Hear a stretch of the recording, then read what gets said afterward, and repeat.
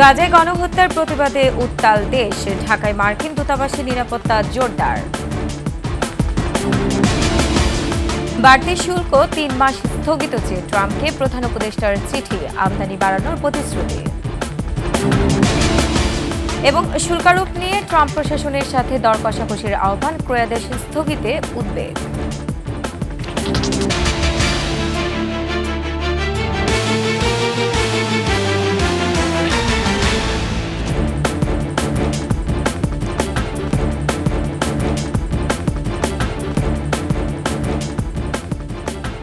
শুনছিলেন সংবাদ শিরোনাম। আমন্ত্রণ ২১শে সংবাদে, সাথে আছে আমি রোমানা আমিন। দর্শক, ২১শে টেলিভিশনের সংবাদে একই সাথে সরাসরি দেখতে পাবেন আমাদের ফেসবুক পেজ www.facebook.com/2124 অনলাইনে। এছাড়া সাবস্ক্রাইব করতে পারেন www.youtube.com/21 চ্যানেলে। গাজায় গণহত্যা বন্ধ এবং স্বাধীন ফিলিস্তিন রাষ্ট্র প্রতিষ্ঠার দাবিতে উত্তাল সারা দেশ। গ্লোবাল স্ট্রাইক কর্মসূচির সমর্থনে বিক্ষোভ হয়েছে সারা দেশে। ঢাকায় মার্কিন দূতাবাসের কাছে বিক্ষোভ হওয়ায় সেখানে জোরদার করা হয়েছে নিরাপত্তা। পুলিশের পাশাপাশি কঠোর অবস্থানে রয়েছে সেনাবাহিনী, BGB, APBN, SB, CID, police ও গোয়েন্দা বাহিনী। বিস্তারিত জানাচ্ছেন তানজিলা তাসনিম। ইসরায়েলের বর্বরতার প্রতিবাদে গ্লোবাল স্ট্রাইকে সাড়া দিয়ে বাংলাদেশও পালন করা হয় নো ওয়ার্ক নো স্কুল। এতে যোগ দেন বিভিন্ন পেশা, বয়স ও ধর্মের মানুষ। ইসরায়েল যে নরহত্যা চালাচ্ছে এর প্রতিবাদে আমরা সবাই একত্র হয়েছি। ছোট ছোট বাচ্চাদের অনেক মারছে, আমি এটা সহ্য করতে পারছি না। গাজাবাসীর যে ছোট ছেলে মেয়েদেরকে তারা শহীদ করছে, আমরা আমাদের আর সহ্য করতে পারছি না। প্রত্যক্ষ পরোক্ষভাবে সবসময় ইসরায়েলের বিরুদ্ধে আমাদের অবস্থান থাকবে। ইনশাআল্লাহ ফিলিস্তিন হলো যে মুক্তি পাবে। মার্কিন দূতাবাসের সামনে জড়ো হয়ে ইসরায়েলি আগ্রাসনের বিরুদ্ধে ক্ষোভ জানায় বেসরকারি বিশ্ববিদ্যালয়ের শিক্ষার্থী সহ সর্বস্তরের মানুষ। কোনো ধরনের অনাকাঙ্ক্ষিত পরিস্থিতি মোকাবেলায় জোরদার করা হয় নিরাপত্তা ব্যবস্থা। বাইতুল মোকাররমের সামনে বিক্ষোভ করে জামায়াতে ইসলামী সহ বিভিন্ন রাজনৈতিক দল। বাংলাদেশের 18 কোটি মুসলমান আমরা ইসরায়েলের সাথে কোনো সম্পর্ক দেখতে চাই না। অবিলম্বে গাজায় ইসরায়েলি আগ্রাসন বন্ধের দাবি জানায় তারা। ইসরায়েলি সন্ত্রাসী বাহিনীর বিরুদ্ধে কঠোর হুঁশিয়ারি প্রদান করতে হবে। রাজধানীর শাহবাগেও ইসরায়েল বিরোধী বিক্ষোভ হয়েছে। এই ইসরায়েলি গণহত্যার বিরুদ্ধে ফিলিস্তিনের মুক্তির জন্য সারা পৃথিবীর মানুষের মুক্তির জন্য লড়াই করবে। ইসরায়েলি বাহিনীর দখলদারত্বের প্রতিবাদে রাজপথে সোচ্চার হয় সব শ্রেণী ও পেশার মানুষ। ইসরায়েলি নৃশংসতায় নারী, শিশু সহ সব মানুষ যেন তুলোর মতো আকাশে উড়ে যাচ্ছে।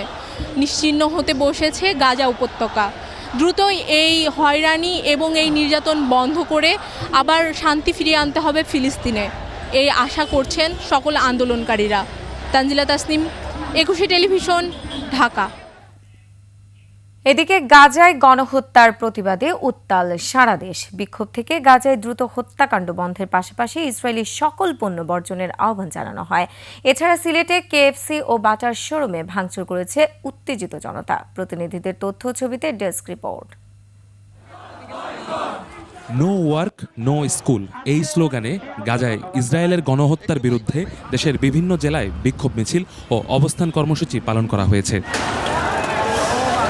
সিলেটে ইসরায়েলি আগ্রাসনের প্রতিবাদে ব্যাপক ভাঙচুর চালিয়েছে বিক্ষোভকারী জনতা। নগরের মিরবক্সটুলা এলাকায় কেএফসি, নগরের দরগা গেট, জিন্দাবাজার সহ কয়েকটি এলাকায় থাকা বাটার শোরুমে ভাঙচুর করে।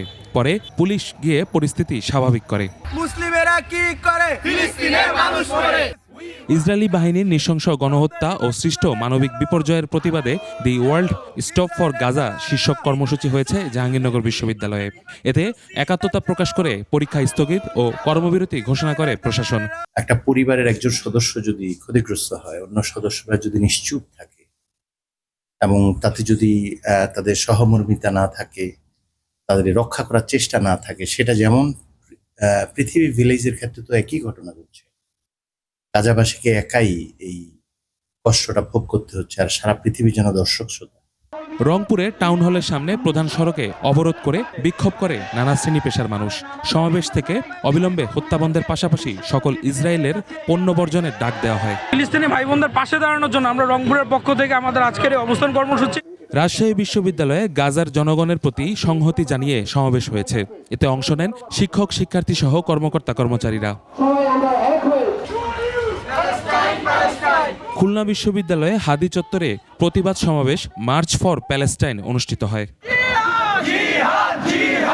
ময়মনসিংহে বিক্ষোভ মিছিল ও সমাবেশ কর্মসূচি পালন শেষে মিছিল বের করা হয়। গণহত্যা যে চলছে ফিলিস্তিনে, তারা এটা বন্ধ করে, তারা যে নির্যাতিত হচ্ছে তার প্রতিবাদ জানাচ্ছি। সিরাজগঞ্জে সকল শিক্ষা প্রতিষ্ঠানে ক্লাস বর্জনের কর্মসূচি হয়। এছাড়া মানিকগঞ্জ, যশোর, শরীয়তপুর, ধামরাই, জয়পুরহাট সহ সারা দেশের বিভিন্ন স্থানে বিক্ষোভ অনুষ্ঠিত হয়েছে। ইউসুফ হাসান নাইম, 21 টেলিভিশন। শুল্ক পুনর্বিবেচনা ও যুক্তরাষ্ট্র থেকে আমদানি বাড়াতে দ্রুত পদক্ষেপ নেওয়ার কথা জানিয়ে ডোনাল্ড ট্রাম্পকে চিঠি দিয়েছেন প্রধান উপদেষ্টা ডক্টর মোহাম্মদ ইউনূস।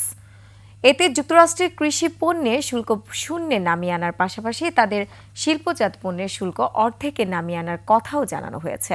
এছাড়া আগামী ৩ মাসের জন্য ৩৭% শুল্ক স্থগিত রাখারও আহ্বান জানানো হয় চিঠিতে। মেহেদী হাসানের রিপোর্ট। যুক্তরাষ্ট্রের বাজারে বছরে $8.37 বিলিয়ন পণ্য রপ্তানি করে বাংলাদেশ। বিপরীতে দেশটি থেকে আমদানি $2.21 বিলিয়ন। বাণিজ্যে এ অসমতা দূর করতে আগে থেকেই মার্কিন প্রশাসনের সাথে কাজ করছে বাংলাদেশ। এরই মধ্যে ঘটল যুক্তরাষ্ট্রের বাড়তি শুল্ক আরোপের ঘটনা। এরপরই সরকারের পক্ষ থেকেও দ্রুত পদক্ষেপ নেওয়া হয়েছে। সোমবার এসব পদক্ষেপের বিস্তারিত জানিয়ে চিঠি দেওয়া হয় মার্কিন সরকার প্রধানকে, যাতে উল্লেখ আছে যুক্তরাষ্ট্র থেকে বাংলাদেশে আমদানি বাড়ানোর নানা উদ্যোগের কথা। এতে বলা হয় বাংলাদেশ যুক্তরাষ্ট্র থেকে আরও বেশি তুলা, গম, ভুট্টা ও সয়াবিনের মতো কৃষিপণ্য আমদানি করবে। এসব পণ্যের শুল্ক হবে 0%। আমরা পোস্টপোনমেন্ট চেয়েছি 3 মাসের জন্য, যাতে এর মধ্যে আমাদের যে অন্তর্বর্তীকালীন সরকার কাজ করতে পারে, যাতে বাংলাদেশে ইউএসের এক্সপোর্ট বাড়ে।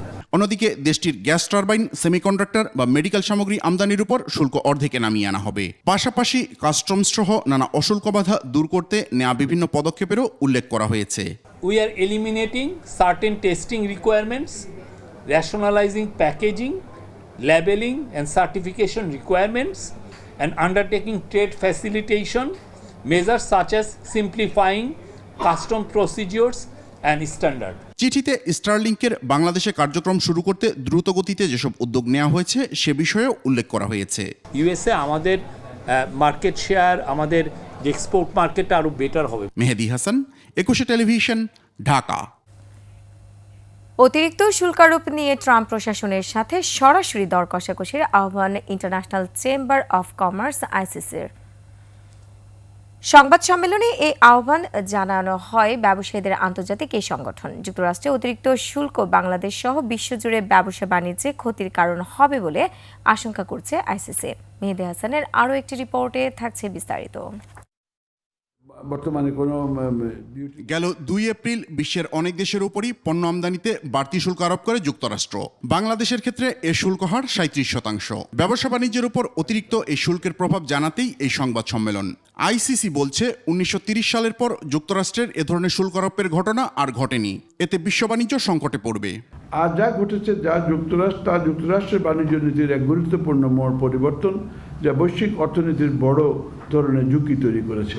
এটি নিঃসন্দেহে বৈশ্বিক বাণিজ্য ব্যবস্থার জন্য একটি ধাক্কা, তবে এটাকে বড় কোনো সংকটে পরিণত নাও হতে পারে। এ ঘটনার পর বাংলাদেশ সরকারের নেওয়া সব পদক্ষেপের প্রশংসা করেছে আইসিসি। বলছে এর সমাধান বহুপাক্ষিক ফোরামে নয়, হতে হবে দ্বিপাক্ষিকভাবে। মার্কিন শুল্কের প্রভাব নিয়ে আলোচনা করণীয় ঠিক করতে chief adviser doctor Muhammad Yunus দ্রুত জরুরি বৈঠক ডেকেছেন। এই জন্য আমরা তার দ্রুত পদক্ষেপকে সাধুবাদ জানাই। তবে এটা বাইলেটারাল নেগোসিয়েশন ছাড়া কোনো কিছু হবে না। মাল্টিলেটারাল কোনো অ্যাপ্রোচ এখানে বোধহয় আমেরিকা অ্যাপ্রোচ করছে না, মোর ইম্পর্টেন্টলি প্রেসিডেন্ট ট্রাম্প। যুক্তরাষ্ট্রের ভোক্তা অধিকার নিয়ে কাজ করা সংগঠনগুলো এরই মধ্যে প্রতিক্রিয়া দেখিয়েছে। এটিকেও ইতিবাচক বলছে ICC. You should always try to overcome. Mehedi Hasan, 21 television, Dhaka.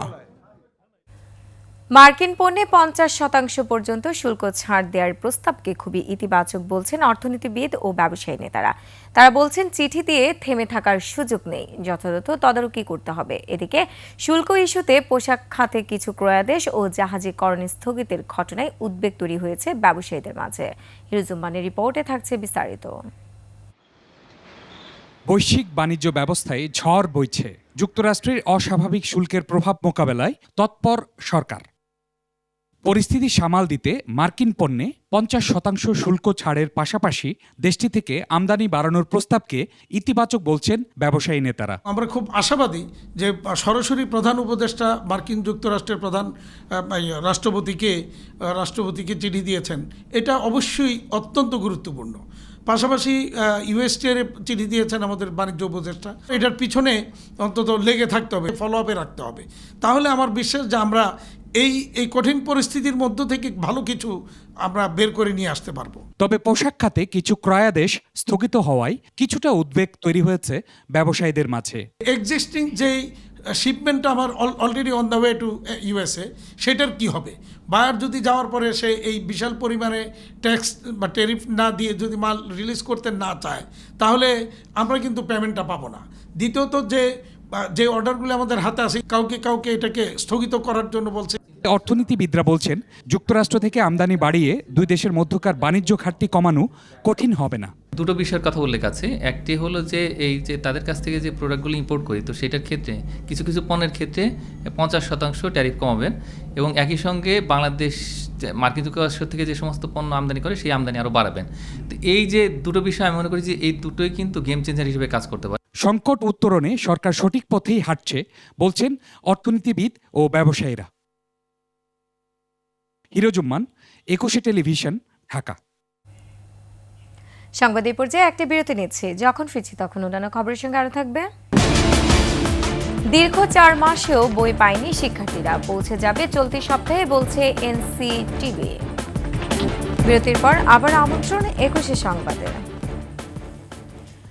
বাংলাদেশের অন্তর্বর্তী সরকারের প্রতি পূর্ণ সমর্থন জানিয়েছে ফিলিপাইন। সোমবার দেশটির রাষ্ট্রদূত নিনা পি কাইনগ্লেট রাষ্ট্রীয় অতিথি ভবন যমুনায় প্রধান উপদেষ্টার সাথে সাক্ষাৎ করেন। তিনি বলেন, তাদের দেশের প্রেসিডেন্ট বংবং মার্কোস ও জনগণ বাংলাদেশের জনগণের পাশে আছে। এ সময় দুই দেশের মধ্যে বাণিজ্য ও যোগাযোগ আরও বাড়ানোর বিষয়ে আলোচনা হয়। কৃষি ও শিক্ষার মতো খাতগুলোতে দুই দেশ একযোগে কাজ করতে পারে বলেও রাষ্ট্রদূতের সাথে একমত হন প্রধান উপদেষ্টা।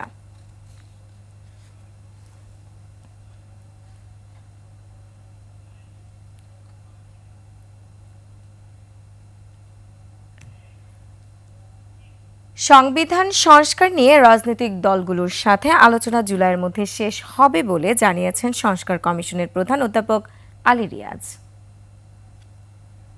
মে মাসের প্রথম সপ্তাহের মধ্যে এই আলোচনা শেষ করতে পারলে তার পরবর্তী পর্যায়ে আমরা দ্বিতীয় ধাপে প্রবেশ করব এবং সেক্ষেত্রে যে সমস্ত বিষয়ে ঐকমত্য আমরা দেখব, সেগুলোর বাইরেও কিছু কিছু বিষয়ে ভিন্ন মত অবশ্যই আছে। আমাদের আন্তরিক প্রচেষ্টা হচ্ছে সকলের অংশগ্রহণের মধ্য দিয়ে ঐকমত্য প্রতিষ্ঠা করা, যাতে করে আমরা এই সংস্কার কর্মসূচিগুলো বাস্তবায়নের দিকে মনোনিবেশ করতে পারি।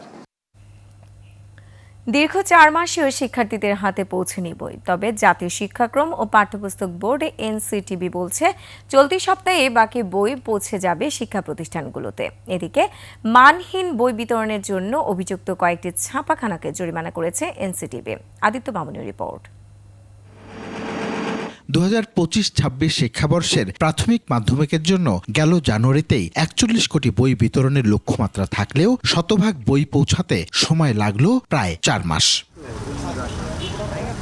41 কোটি বইয়ের চাহিদা থাকলেও যাচাই বাছাই শেষে প্রাথমিকের জন্য 9 কোটি 15 লাখ ও মাধ্যমিকের জন্য 30 কোটি 40,41,692টি বই সরবরাহ করার দাবি এনসিটিবির। গত মাসের মাঝামাঝির দিকে আমাদের পিডিআই কমপ্লিট হয়ে গেছে, তার মানে সমস্ত বই আমাদের ডেলিভারি ডান। প্রায় ৬০টি পয়েন্ট থেকে জেলা, উপজেলা ও ইউনিয়ন পর্যায়ের শিক্ষা প্রতিষ্ঠানে বই দেয়া হলেও ঈদের ছুটির কারণে পৌঁছাতে পারেনি সব বই। কোনোভাবেই বই অপ্রাপ্তির আশঙ্কা নেই। আরও হয়তো 3-4 দিন আমাদের যে পয়েন্টগুলিতে আমরা বই ডিস্ট্রিবিউশন করে থাকি, সেই পয়েন্টগুলিতে ডিস্ট্রিবিউশন হয়ে যাওয়ার কথা। মানহীন বই সরবরাহ করায় বেশ কিছু ছাপাখানার বই ফেরত নেওয়ার কথাও জানান বোর্ড চেয়ারম্যান। সংশ্লিষ্ট ছাপাখানার যে মালিক পক্ষ, তাদেরকে ডেকে নিয়ে এসে আমরা তাদের কাছ থেকে মুসলেখা নিয়েছি যে মানহীন বইয়ের রিপোর্ট যেগুলি পাওয়া গেছে সেগুলি বাজার থেকে উইথড্র করে আমাদের মানসম্পন্ন বই সরবরাহ করার জন্য। আদিত্য মামুন, 21 টেলিভিশন, ঢাকা। আর এরই সাথে শেষ করছি 21 সংবাদ। যাবার আগে সংবাদ শিরোনামগুলো আরও একবার। গাজায় গণহত্যার প্রতিবাদে উত্তাল দেশ, ঢাকায় মার্কিন দূতাবাসের নিরাপত্তা জোরদার। বাড়তি শুল্ক 3 মাস স্থগিত চেয়ে ট্রাম্পকে প্রধান উপদেষ্টার চিঠি, আমদানি বাড়ানোর প্রতিশ্রুতি। এবং শুল্কারোপ নিয়ে ট্রাম্প প্রশাসনের সাথে দর কষাকষির আহ্বান, ক্রয়াদেশ স্থগিতে উদ্বেগ।